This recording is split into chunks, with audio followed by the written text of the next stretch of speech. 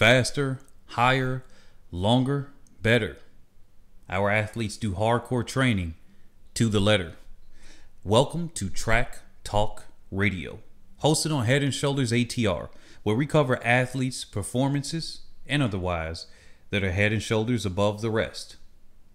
And today, I want to cover something that I found interesting. So, of course, we have, this is new. It's a new format. We're going to do Track Talk Radio, at least on the weekdays. And here's the first one. We have Christian Colemen. He just did a video called The Return. I'm going to be covering some interesting things that I found in there. So the underlying question is, will he return to the top in this 2021-2022 track and field indoor-outdoor season? Well, I think he answered some of those questions there. I found them very interesting. So what we're going to do is we're going to cover that right now. And since we're doing the radio format, you don't have to look at the screen. I will be bringing up some things on the screen, but just sit back, relax, go ahead and keep on driving. Keep your head forward. Whatever you're doing at work, go ahead and do that because you're tuned in to Track Talk Radio on Head and Shoulders ATR. So he starts off in this video and he's talking about Otto Bolton, asked him a question about, or makes a comment about him being undersized and how that affected him. And Christian Colemen said that it was like a chip on his shoulder that he took into track and field. He didn't say that part, but he took it into track and field. He was getting some kind of offers for small colleges. They were recruiting him for football and everything. But he found track and field to be welcoming, especially he said he's done it since he was 5 years old. Something that it didn't matter how big or how small you were. All that matters is that you get across that line first. You hit that tape first. And that was something that's a good mindset to have. It's like, hey, no matter what, I could be tall, short, big, small, and obviously certain body sizes will produce certain things. It doesn't matter. In track and field, in this world, everybody's lined up, and all that matters is that I come by first. That's the mindset right there. And the next thing, he was referring to his 2017 season. I believe he was 21, and he said it was a feeling that he had. He was like, that's the pinnacle. He had a long collegiate season, and he was like, yeah, it's nothing like the Worlds and the Olympics. He was like, it's nothing like it. That is the pinnacle, the top of the line when it comes to track and field athletics. That is the thing that's there, and he said it was very special to him, as well as the Doha season. We'll get into that in a second. Because that was Bolt's last race. And he was there and able to compete against Usain Bolt. And that made him feel very special. Going behind the scenes as he was doing his warm-up, as he was sitting there waiting and being anxious toward the line through the rounds that he had to do. And those things. And I thought that was very interesting that he shared. And I thought overall, I'll make this comment here, that this was a very good interview. It was set up very nicely, obviously. This would be something he uploaded to his own YouTube, so it's to make him look a little bit better after everything that has happened. And this was a perfect video for him to come out, especially how he answers some things. And it's something very interesting when he starts to laugh later on. And I think the confidence starts to go through. Then he was like, yeah, he also said this. Championships is when he performs at his best. So however his coach has him set up for the season. And when you look at this, I mean, he did his best times at the indoor 60-meter championships, right? He's doing his best times at the end of the season. So he is also in line, or at least in the championship season, he's also in line that he's going through the rounds and he can handle his best time at the end. And I think that's very important to remember.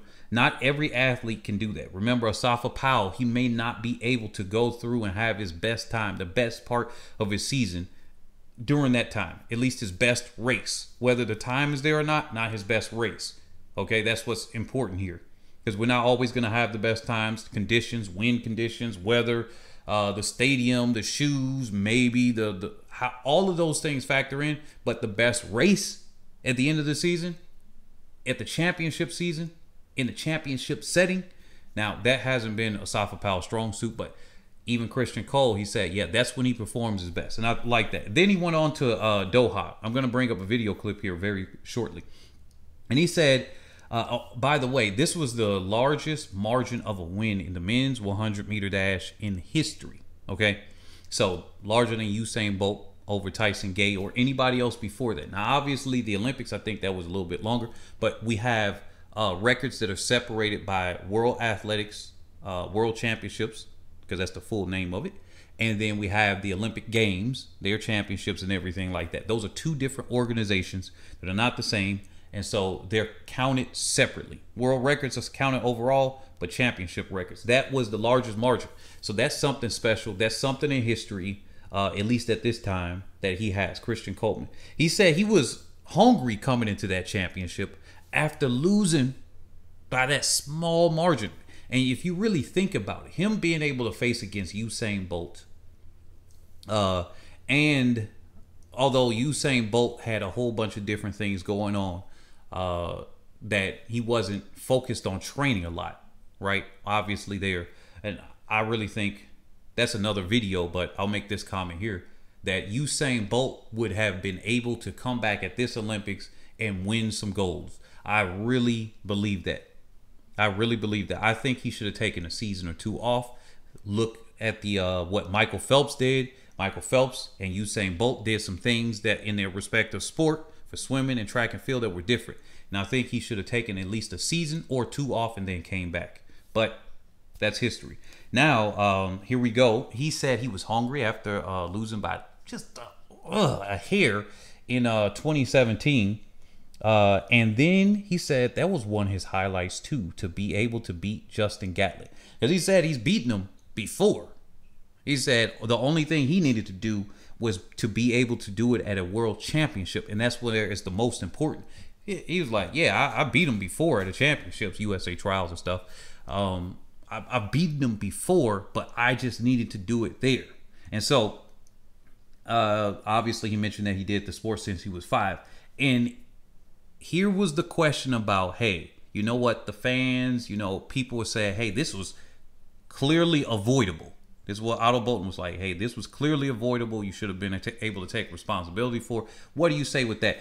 And before he got into that, he said, how did that make you feel? Like the emotional thing, because, you know, track and field is your love and your passion. So what was that? And he said, Coleman said, very dark time. And he said he wouldn't wish it on his worst enemy. He said the hardest thing was to go through the hearings week after week and to go through the hearings and arbitration and everything and all of that, and not knowing. He's going through his training, but not knowing if he's going to be banned or if he's going to be allowed and everything. The uncertainty. He said that was the hardest thing, because later on, I'll skip around with this part. He was like, yeah, so were you okay, or were you antsy about the not being able to compete at the USA trials and then the Worlds or the Olympics? And he said he had come to terms because he had been through the hardest thing already. He had been through the hardest, which was going through the trials and arbitration and everything like that, and the uncertainty. But when he said he come to terms and accepted it. I mean, what can you do at that point, right? What can you do? You really can't do anything. So that's what it was. But here's something that I wanted to make note. He said athletics does not define him. He just happens to be doing athletics, but it is not. He is athletics. So he said he had to learn that. And I'm sure that was a very tough emotional moment for him. Very tough to do. And here's what he had in response to say here about the situation. Let's bring this up on the screen. Give me just a second. I think you guys see it here. Here's what he had in response there. All right. On one hand, you know, I'm a little conflicted. I feel like I definitely have to be more responsible. You know what I'm saying? I have to take the time every single day to update the whereabouts app. Make sure, even if I had to wait by the door or wait in my living room for an hour of every single day and wait on the tester to come, even if they don't, just because that's what the rules are, that's what I had to do. And I had to take responsibility for my side of the situation, just being more responsible basically, because, you know, it's really like a paperwork type of thing, you know, updating your whereabouts. I mean, that's on me. I just, you know, had to be more responsible. So now you've served your suspension. Okay, as you can see, he said, And I thought that was a very good response for him. Obviously, he had cut out a little bit there. He probably said something else and it cut out or whatever because they did a jump cut. But that was a very good response right there. Obviously, he may have been prepped by a team and whatnot like that, but it came out as genuine. I mean, there's nothing else that you can say from that. He had to take responsibility for it. He can't blame anybody else. Well, he could, and it'll just make him look like a jerk, right? There are some individuals we're not going to name that blame everybody else. And it's not even who you think I'm speaking about, probably. It's somebody else. It's not even a sprinter at all. So just chill out. But there are some individuals when situations like this happen, or at least it's not a short sprinter. There are some situations like when this happened, they blame everybody else. They say, hey, it's not my fault. This thing happened. I was going on vacation here and things like that. And while those things may be true, I think just like what Usain Bolt said, these are things that you know are going to happen in track and field. And some things seem to be avoidable. Why is it that 99%, maybe it's 97%, can do these things properly, but there are these few individuals that can't? That starts to leave you questions there. And he answered that, I think, in a fantastic way. He's come to terms with missing Olympic trials and he moved on from it. Remember, I said that earlier. Here's the next thing. He was asked, did he see anybody that would concern him at all as he's coming back this season? Now, I cut out the beginning part of this, but let's look at this. Let's look at this part right here. Needed a little bit more time to practice, really. All right, so let's fast forward now to present day. How optimistic are you now that you are eligible once again to return to the sport? Oh, wait a minute. That's a little bit too far forward. I'm going to skip a little bit here because he had laughed at first, but we're going to get the part here where it was further along here. So I don't get the initial laugh, but we're going to get the laugh later on. I'm going to analyze what that really means. Like just a lot of like, I guess, fall training type of stuff. Just building the, base, staying fit, staying active. Wasn't really doing too much like speed work. And I mean, I just kind of came into this season just like, any other. I kind of started my fall training a little bit earlier. Okay, here's the context. So he was asked, hey, do you think that it's going to be a struggle to come back, essentially, right? And he said, no, I'm a professional. That was his answer. Initially, that was he's a professional. It comes with being a professional. Actually, that's why I said that this early. Here it is right here. Here it is. Not really. I feel like just me as a professional, I mean, that's just what comes with it. You got to be prepared when you step out there. And I think there it is. That's the part right there. We're going to go a little bit forward because he's then asked, like, okay, do you see anybody here? And I can see it is about in 20 seconds. He's going to do the secondary laugh, but he went into a detail here. Now, he's being asked, do you see anybody that makes you wonder if you could actually win? Makes you wonder, are they going to give you a challenge? And he was like, hey, look, there are 400-meter athletes coming down to the 100. You don't normally see that. And he directly, Otto Bolton said that we directly saw, it was like, hey, look, Fred Curley came down and even Otto Bolton was kind of doing the, you don't see 400-meter quarter milers come down here. Let's look at this. So I've been feeling good. So I don't really have any concerns. I guess I'll be not necessarily nervous, just a little bit anxious just because I haven't competed in so long. So I'll be really interested to see like how, I feel when I actually get back out there, what my times will be like how the progress of my season will go. It'll all be a little new just because, having a suspension, that's not something that you foresee happening. And so, yeah, I'm really interested. I'm excited. I'm optimistic. I've been feeling good in practice. I'm ready to roll. Not too much longer, and I'll be back out there. Well, you're coming back to a sport which has been...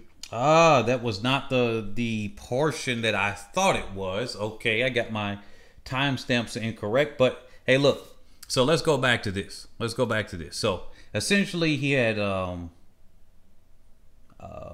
he was asked, he laughed. You guys can go watch that video, right, on Christian Coleman's YouTube channel. But he was asked, hey, is there a problem? And he was just like, I don't see anybody that is concerned, but my concern is with winning. That's what he said. He didn't see it. He doesn't know what his times will be necessarily. That's a good political answer, even though he might know some stuff in practice. Obviously, people know where they are. But like he said, he's a little bit anxious. He doesn't know directly. He has an idea about what he can run, but this one thing to do it in practice is another thing to come back on the race. But he said it with good confidence while laughing, hey, none of these people who's out here that's really challenging me.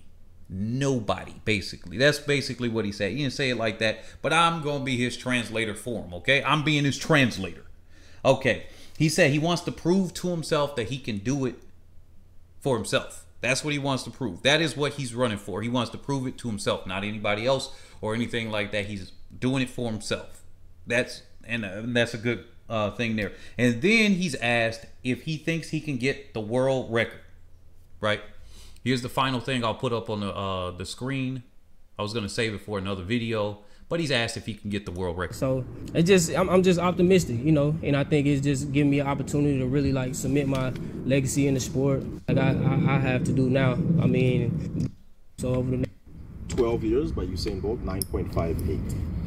When I hear you say you're excited about what you can do, we're breaking it. I mean, honestly, I feel like if anybody can do it, if anybody has the ability and has the capability to do it, I think it's me, just from, you know, how I've been feeling. Okay, now, he does go into detail here. I'm not going to be like one of them review channels that plays everybody's portion. It's 27 minutes and 30 seconds. Go over there and then watch that video. Now, he said, if anybody can do it, I can do it. If anybody can do it, I can do it. If anybody can do it, my PR of 976 can be lowered. 1985 might be lowered. Me coming in with a 6.34 world record 60 meter indoor. That speed should be able to get me through and do it as more time goes by. But he said he was focused more on winning than the conditions needed. Like he said, hey, it's got to be perfect conditions. The weather has to be right. Obviously, the track surface and everything else has to be correct. He's got to have a near perfect race or a perfect race. The wind, he was mentioning the wind's got to be right and everything. So he's said that he has the capability of doing it, but he needs to have the perfect conditions. So his primary objective is to focus on winning. And I think that is a great answer anyway, because he has a 19.76, which is a far cry over. He hasn't broken 19.7 yet. So it'll sound kind of weird for somebody, but he has a 60 meter world record. So having a world record is still good, right? Especially with something that's there. Having a world record is good. And before somebody says, oh, what about Subi Chang?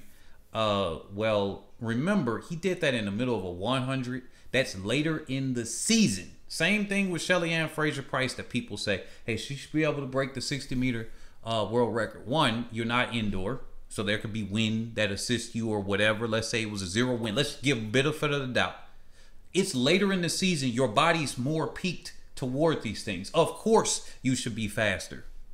That makes logical sense, because the 100 is run later in the season, months into the season, versus the 60 meter is literally at the beginning of the track and field season. If we were to run these same athletes, same thing with Christian Coleman, what if they did an end of the year or end of the 2 months, I guess, year, a few 60 meter races after we got through the 100s and the championships? Would we see a faster time? In my mind, I would say logically, we should see a faster time. Logically, yes.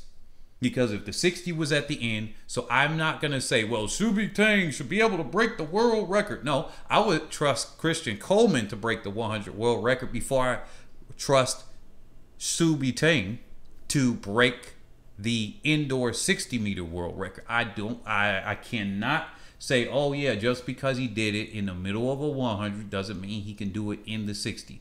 That's what counts. This is not like the mile or the 5K or something longer where you can actually qualify for 2 world records in between one race because they have the metrics there. If that were the case, then they would have it set up that way ahead of time. And it would be an official finish line type of thing, or camera set there like they would do if it were multiple world records in a distance race. And in since that was not the case, and then you can't officiate that and say, well, in our angle or our computer system got it like this. What if that was wrong? Right? Because there is a margin of error with those computer systems. There are. So that's what I have to put up. But yeah, Christian Colemen, I think overall, my opinion of this man's ready to come back. He's ready to take this down, and he's ready to take on the competitors. And I think I got to come and I got to admire the confidence.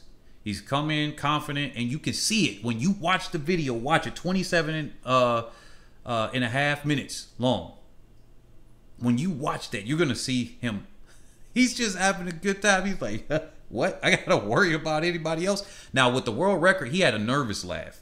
That was a nervous laugh. The other laugh wasn't a nervous laugh. It was a, I'm supposed to be worried about these people. Now, whether he wins or not at the end of the season, so many things can happen. Injured, he's not as fast as he would think he would be. So many things can happen, variables. But right now, with his mindset, he is extremely confident. He's like, yo, this is mine. This belongs to me. He's ready to defend his title.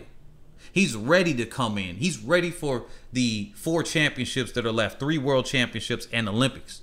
He's ready for that to take place. And I think I'm ready to watch him in his season. Whether he's going to win or not at the end of the season, that's yet to be seen. I would say based on this, and based on what I saw last year, I have to go on until he actually does a few races, not just one. He's got to do, I think, 2 or 3 races before I can officially say that. But based on the last time he raced versus what I saw last year, I think the door is literally, the red carpet is out for him to win. And I'll be a person to say that right now. The red carpet is out for him to win.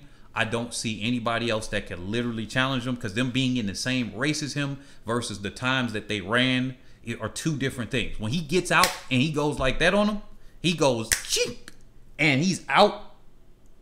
Okay, when he gets out on you and you feel the pressure of this guy in front of you, okay, that's a different thing than somebody saying, well, he just ran a 976. Well, that was 976 a few years ago. And if his training is going well, who's to say he can't come back after all of this, even though he was banned and everything? Who's to say he can't come back and go even faster? So you've been watching Track Talk Radio. Leave a comment below. Don't forget to support our channel on Patreon, Cash App, PayPal, or all other methods here, because this track and field athletics and sports channel, because it's mainly track and field, but we got sports here, is brought to you by you. I am here because you have supported this channel. Even though I posted up whatever and things like that, it's been delayed. Now we're back and running. We are back and running. I'm out of crypto a little bit, and I'm coming back over here, and I'm going to focus on this channel. So definitely support this. Let me know what you think about Track Talk Radio. Let me know what you think about Christian Colemen in the comment section below. We'll catch you on the next video.